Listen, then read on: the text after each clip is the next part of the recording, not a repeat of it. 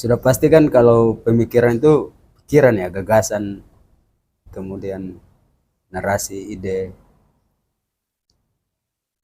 Sementara sosialisme religius itu sendiri kan, sosialis religius sendiri itu kan, kalau kita membedah apa itu sosialis, maka sama rata, sama rasa ya kan, Hmm. sebagaimana gagasan Karl Marx tentang bagaimana semua orang itu kedudukannya sama tanpa membedakan, tanpa perbedaan kelas. Kemudian religius itu sendiri artinya orang yang religius, orang yang percaya akan Tuhan, orang yang mendekatkan diri dengan Tuhan. Dalam konteks yang lebih luas adalah bagaimana mengaplikasikan, memadukan antara sosialisme dan religius, gagasan, pemikiran dalam konteks keindonesiaan. Untuk mencapai kemerdekaan kan kita tidak bisa lepas pisahkan dari gagasan narasi sosialisme dan religius itu. Kira-kira begitu. Oke Bang, ini kan tentu pada penasaran semua ini Ya. dengan judul yang sebegitu berat, judul skripsi yang cukup berat ya. Adik, sebelum masuk pertanyaan berikutnya, adik ingin tahu juga soal apa sebenarnya yang memotivasi abang mengangkat judul itu? Ya kalau bicara soal motivasi sih, ya karena skripsi itu karya ilmiah, pertanggungjawaban terakhir seorang yang dianggap akademisi ya. Karena pertanggungjawaban moral untuk S1 kan harus bikin skripsi. Yang memotivasi sesungguhnya, ya saya melihat bahwa selama ini kan orang kemudian banyak mahasiswa yang kemudian hanya menulis tentang Bung Karno, Hatta, Syahrir dan sebagainya. Sementara gagasan dan pikiran Tan Malaka itu masih sedikit ya, bukan berarti tidak sama sekali, tapi masih sedikit. Apalagi di Maluku. Mahasiswa kemudian menulis tentang bagaimana sih, apa sih gerakan pikiran Tan Malaka. Nah, itu yang kemudian memotivasi saya untuk kemudian menulis tentang pikiran sosialis religius Tan Malaka. Ya, Tan sendiri kan apa ya?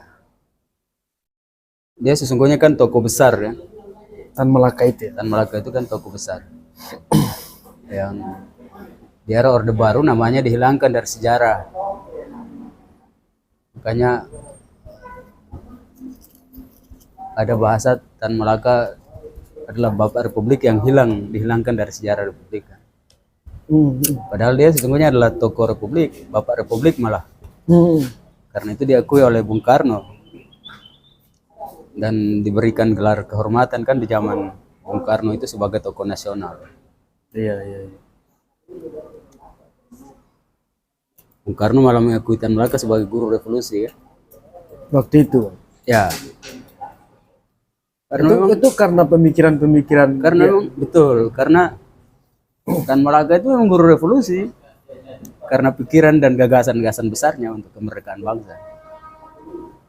Bung Ali bayangkan 20 tahun sebelum Indonesia merdeka itu Tan udah nulis dalam bukunya Nar di Republik menuju Indonesia sebagai negara republik.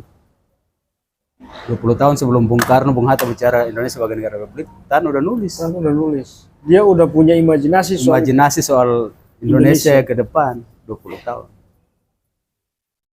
Berarti kontribusi dia terkait dengan Indonesia, gagasan keindonesiaan ini sangat besar sekali ya? Sangat besar sekali. Jauh sebelum Bung Karno, sekaliber Bung Karno, Bung Hatta bicara itu, Tan udah nulis dalam bukunya Nar Republik menuju Indonesia sebagai negara republik. Ketika dalam pengasingannya di Filipina, dan buku itu diselundupkan bersamaan dengan buku Masa Aksi oleh jemaah haji dalam perjalanan pulang dari Mekah itu lewat Singapura ke Indonesia, dan itu menjadi bacaan wajib para apa Pergerakan namanya dulu. tokoh pergerakan, kaum pergerakan hari ini di zaman itu ya. Hmm. Semisal Soekarni, Hairul Saleh, BM dia itu buku wajibnya tuh. Begitu pula Bung Karno juga membaca pikiran-pikiran Tan Malaka.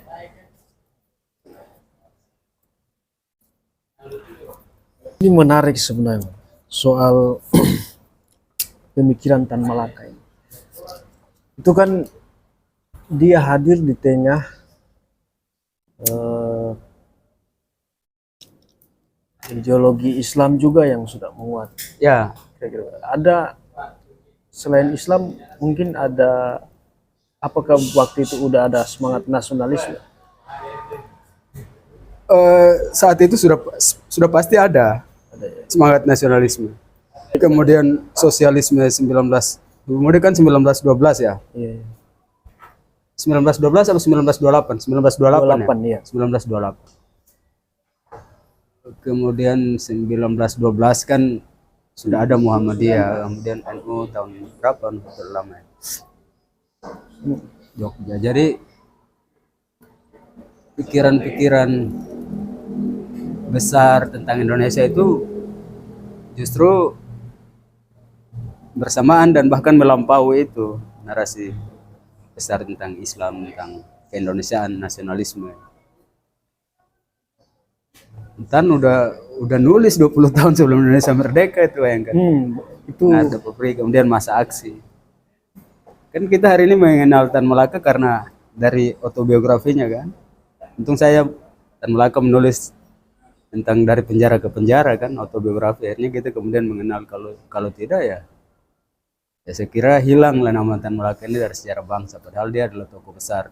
Dia tidak hanya sekedar tokoh pergerakan nasional, tapi dia juga adalah seorang filsuf, kemudian juga seorang guru yang hebat. oke Bang, Abang tadi singgung soal autobiografi, mungkin itu adik tadi lupa. Abang bisa ceritakan nggak soal autobiografi beliau, perjalanan sampai kemudian melahirkan ide-ide besar itu? Ya, kalau di buku dari penjara ke penjara kan Tan kemudian menulis bahwa karena dia ditangkap beberapa kali ya oleh tentara kolonial Belanda ya. Kemudian di Filipina ya kalau nggak salah. Dia menulis begitu. Ingatlah bahwa di alam kubur suara saya terdengar lebih keras ketimbang di atas bumi. Artinya seorang pejuang itu ketika diperhadapkan dengan penjara bahkan kematian sekalipun itu biasa. Dan suaranya akan terdengar lebih keras kan ketimbang, ingatlah bahwa di alam kubur suara saya akan lebih keras ketimbang di atas bumi. Jika dia diperhadapkan dengan penjara, diperhadapkan dengan apa namanya, interogasi polisi, itu kan hal yang biasa sebagai seorang pejuang kemerdekaan kan. Itu konsekuensi logis yang harus diterima. Bahkan dia menyesali kan, maksudnya semenjak dia memperjuangkan Indonesia merdeka pada momentum bersejarah 17 Agustus itu kan Tan Malaka malah tidak hadir kan. Waktu itu? Ya, dia saat itu menjadi buruh di Baya Banten. Walaupun memang beberapa kali dia ketemu Soekarni, Hairul Saleh di Jakarta, dia mewakili pemuda Banten, tapi kan dalam proses penyamaran dengan nama Ilyas Hussein. Berarti Pernah nginep di rumah Soekarni malah. Tapi kan karena gonjang-ganjing revolusi, kan orang susah mempercayai apakah itu benar Tan atau tidak kan. Pernah berdiskusi karena dia menggunakan nama samaran Ilyas Hussein. Dan buku masa aksi itu dibaca oleh Soekarni, oleh Hairul Saleh. Bahkan tokoh tua di balik peristiwa Rengas Dengklok menurut saya itu Tan Malaka. oh gitu. Rengas Dengklok itu ya. Ya, peristiwa Rengas Dengklok. Penculikan Bung Karno dan Bung Bung Hatta mendesak untuk Kemerdekaan. proklamasi kemerdekaan Indonesia kan harus segera diproklamirkan. itu dimotori oleh Tan Malaka. Ya, karena dia adalah tokoh tuanya. Karena gagasan dia, pikiran dia, buku masa aksi, kemudian Nardi Republik itu dibaca oleh Soekarni, oleh Hairul Saleh, dan kan pernah mereka ketemu. Bahkan nginep di rumah di Hairul Saleh kan, Soekarni, tapi ya karena gonjang-ganjing revolusi lagi-lagi kan orang kemudian sulit mempercaya apa ini Tan Malaka yang asli karena dia menggunakan nama samaran kan, Ilyas Hussein, Kalau pemuda dari Banten. Soekarni sendiri tahu bahwa itu Tan Malaka. Ya Soekarni tahu, tapi kan Yang lain. ini soal lagi-lagi kan sulit orang percaya.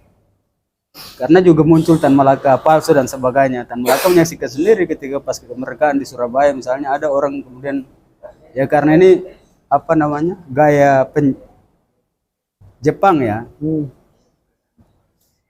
Muncul dia menyaksikan sendiri ada Tan Malaka asli, Tan Malaka palsu pidato di Surabaya begitu. Oh gitu. Sementara Berarti dia Tan Malaka waktu itu dicari oleh Jepang waktu oleh itu ya? Jepang, oleh Belanda pas kemerdekaan dicari oleh sebelum kemerdekaan dicari oleh karena memang dia dalam pelariannya makanya dia menggunakan 23 kalau nggak salah ada 23 nama samaran Ilyas Fuentes kemudian Ilyas Fuentes kemudian terakhir apa ketika di Baya Banten itu dia menggunakan nama samaran Ilyas Hussein. Banyak banget ya? Banyak banget. Hanya untuk mengelabui Jepang itu ya? Jepang kemudian Belanda. Sampai pada Rengas Dengklok itu ya? Peristiwa Rengas Dengklok. Kemudian ketika dia nulis karya terbesarnya Warisan untuk Kaum Proletar Indonesia, Materialisme Dialektika Logika yang kita kenal dengan Madiloh itu kan dia menggambarkan, dia menulis di kalau Bung Ali tahu itu di seputaran sekitar ini apa namanya apartemen Kalibata itu. Oke. Kalibata itu ya ada gang namanya Gang Tan Malaka di situ. Itu dulu Tan Malaka tinggal di situ dan dia menulis Materialisme Dialektika Logika Madiloh itu di situ. Bahkan diceritakan ketika dia menulis Madiloh itu kan pesawat Jepang di atas atap itu kan setiap saat dia dapat terbang di atas itu dan dalam kondisi pelarian dia kemudian menulis karya terbesar Warisan Kaum Proletar untuk anak muda untuk bangsa hari ini kan dan itu warisan yang sangat berharga.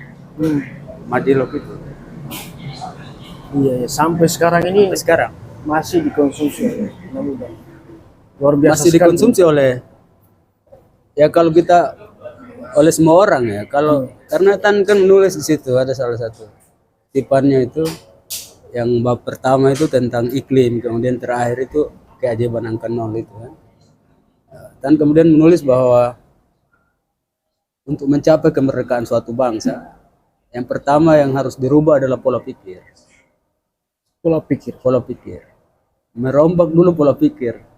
Selagi orang belum berubah pola pikirnya jangan bermimpi suatu bangsa itu akan maju dan merdeka. Kalau kita hari ini masih percaya dalam tanda kutip percaya akan tahayul, percaya akan ini kemerdekaan akan terjadi karena wasiat bangsa apa namanya wasiat siapa dan siapa perjuangan siapa tanpa merubah pola pikir jangan bermimpi Indonesia ini akan besar. Karena kita tidak pernah berpikir, tidak pernah merdeka pola pikir kita kan. Merdekakan dulu pola pikir itu penting. Pola pikir itu sangat penting. Salah satu penekanan Tan Malaka di situ. Selain yang lain ya. Selain misalnya Tan menulis di Madiloh itu jangan karena Madiloh itu tidak ansih, dia mengadopsi barat sesungguhnya. Kan kepanjangan dari Madiloh sendiri kan Materialisme Dialektika Logika kan. Tapi Tan Malaka itu mengkontekskan dengan konteks keindonesiaan. Makanya dia salah satu tulisan dia itu di Madiloh itu Tan Malaka mengatakan janganlah engkau merasa bahwa akan menjadi bangsa maju kalau kemudian kita mesti harus menjadi murid yang baik. Murid yang baik itu maksudnya kita mengadopsi barat tapi tidak ansih mengikuti barat tapi juga harus bisa mengkontekskan dengan konteks Indonesia. Janganlah kemudian kita akan menjadi maju kalau di negara kita, di daerah kita itu belum lahir orang besar seperti Darwin, seperti Newton, seperti siapa lagi penemu listrik siapa namanya? Thomas Alva Edison. Kira-kira begitu.